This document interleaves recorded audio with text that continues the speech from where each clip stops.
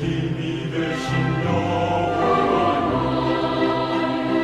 내가 주님을 사랑합니다. 주는 나의 반석이시고 나의 오늘도 참으로 좋은 하루를 하나님이 허락해 주셨습니다. 우리의 한 날 한날이 하나님이 주신 선물인 줄 알아서 오늘 하루도 주님과 함께 승리하고 복된 한 날 되시기를 바랍니다. 오늘은 말씀과 함께 하루를 구약성경 느헤미야 1장 1절로부터 11절 말씀을 보면서 느헤미야에 대한 말씀을 잠깐 생각해 보려고 합니다. 여러분, 오늘은 성경 본문을 한번 꼭 읽어보세요. 느헤미야 1장 1절로부터 11절에 이 말씀이 시작되게 된 동기가 이제 나타나는 겁니다.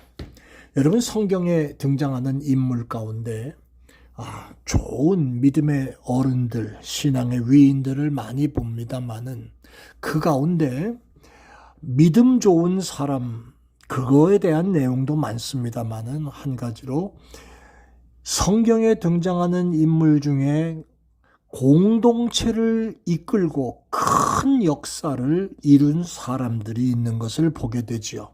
이들을 지도자라고 우리가 할 수 있는데, 모세 대단한 지도자지요. 여호수아 큰 지도자지요.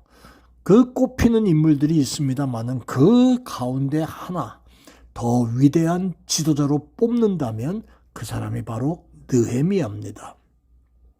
그는 오늘 본문의 말씀을 보면 기도하는 사람이었던 것 같아요. 조국이 어려움을 당했을 때 포로 생활로 끌려와 있는 입장이지만 하나님 앞에 엎드려 기도하는, 그는 그런 의미에서 기도하는 사람, 영적인 지도력을 갖춘 사람이다 라고 하는 거죠. 또 두 번째, 그는 이 고위 공직자 출신입니다. 그러니까 소위 세상말로 말해서 출세한 사람이지요. 비록 포로로 끌려왔지만 거기서 탁월한 행정적인 지도력을 갖추었다고 볼 수 있지요. 또 한 가지, 마지막, 그는 사심 없이 헌신한 사람입니다. 인격적인 지도력을 갖추었다고 볼 수 있습니다. 이런 모습을 보면서 백성들이 느헤미야를 따랐다고 하는 것을 알게 되지요. 여러분, 신앙의 공동체의 지도력에는 이 세 가지 요소가 있다고 할 수 있겠는데, 이 세 가지 요소를 두루 갖춘 지도자는 찾아보기 힘들 때가 많지요. 영적 지도력을 갖췄으면 행정적인 지도력이 좀 미약하고, 행정적인 지도력을 잘 갖췄으면 영적인 지도력이 부족하고, 이 둘 다 갖췄으면 또 어떤 사람은 인격적인 결함이 있고, 참 문제가 많은 그러한 우리들의 모습을 보면서 느헤미야는 신앙의 공동체 지도자들이 모범으로 삼아야 할 교과서와 같은 지도자입니다. 느헤미야라고 하는 이름의 의미가 뭘까요? 하나님께서 위로하신다, 하나님께로부터 위로를 받는다 라고 하는 그런 의미가 느헤미야라는 이름의 뜻 속에는 있습니다. 자, 이 말씀을 한번 생각해 볼까요? 조국의 안타까움을 생각하면서 느헤미야가 귀국하려고 결심하고 의문지를 놓고 기도하지요. 오늘 1절로부터 3절 말씀 보면 이스라엘 백성이 바벨론 포로 시대에 포로로 끌려와가지고 70년 동안 힘겨운 생활을 시달리고 살았습니다. 그리고 바사, 곧 페르시아가 바벨론을 무너뜨리게 되면서 고레스 왕이 허락을 받아 귀환하여 가나안 땅으로 돌아올 수 있었지요.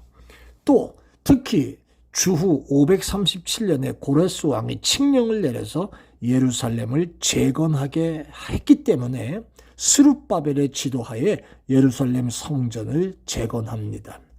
그 다음에 아닥사스다 왕 때 율법사 에스라가 귀환해서 백성들의 영적 각성을 위해 크게 힘을 기울이지요. 아닥사스다 왕 20년에 느헤미야의 형제 하나니가 유다 땅을 돌아보고 오자 그 형편을 묻습니다. 그때 상황이 3절에 나오는 말씀입니다. 이 조국에 대한 이야기를 듣고 나서 4절로부터 11절 말씀 보면 느헤미야가 그 소식을 듣고 가만히 있을 수가 없어서 금식하며 울면서 하나님 앞에 매달리는 이 일이요. 느헤미야 2장 1절로부터 보면 무려 4개월 동안을 금식하며 기도하는 일이 있었고 결국 기도의 응답은 왕의 허락을 받아서 유대 땅의 총독으로 부임하면서 성벽을 재건하는 일을 할 수 있게 되지요. 예루살렘에 돌아오고 난 이후에도 그 성전 재건과 그 땅을 회복시키는 일에 어려움이 참 많이 있었음을 느헤미야를 통해 보게 됩니다.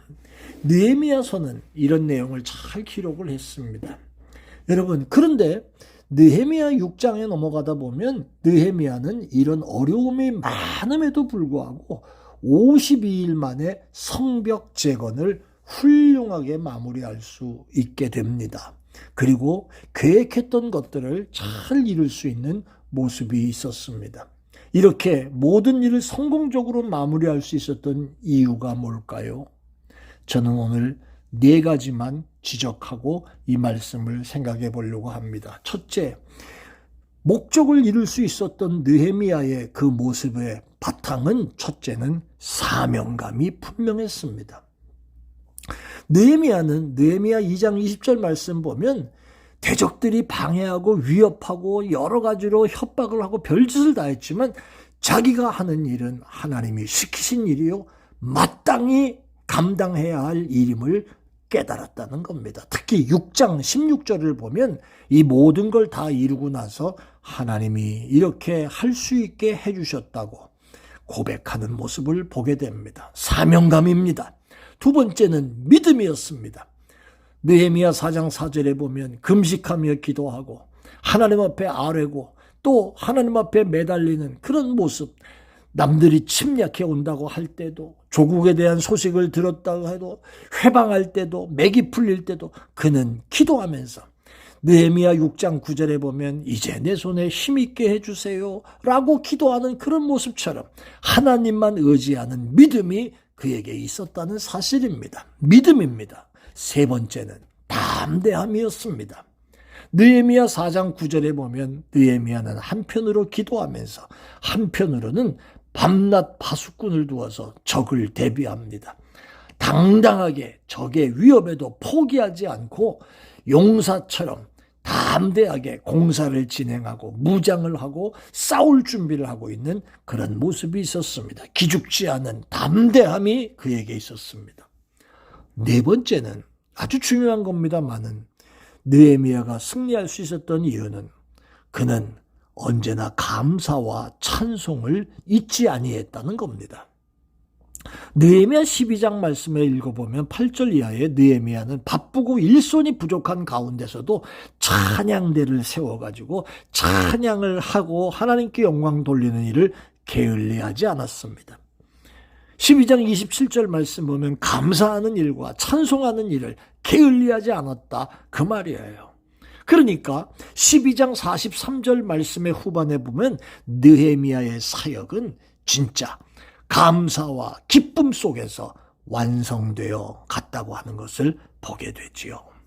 사랑하는 여러분, 이것이 하나님이 주시는 축복의 결과에 큰 원인이 됩니다. 역경과 고난 속에서도 감사를 멈추지 않고 늘 찬송하며 하나님의 역사를 이루고 그 결과 큰 기쁨이 민족과 무리 위에 임하게 되는 역사를 보았다는 거지요. 느헤미야, 그는 훌륭한 지도자였습니다. 사명감, 믿음, 담대함, 그리고 감사와 찬송의 마음으로 하나님께 영광 돌렸던 사람. 오늘 느헤미야의 헌신과 충성을 다시 한번 생각해보는 시간들이 되시기를 바랍니다. 오늘 한 날도 주의 은혜가 넘치게 되시기를 예수 이름으로 축원합니다. 아멘. 은혜로우신 아버지 하나님, 복되고 귀한 하루를 주셨는데 느헤미야의 사명감, 믿음, 담대함, 감사와 찬송의 이 아름다운 모습으로 오늘 한 날도 우리의 있는 자리에서 하나님의 사람답게 승리하며 사는 우리가 되게 하여 주옵소서. 감사해요. 예수님 이름으로 기도합니다. 아멘. 좋은 하루 되십시오. 고맙습니다.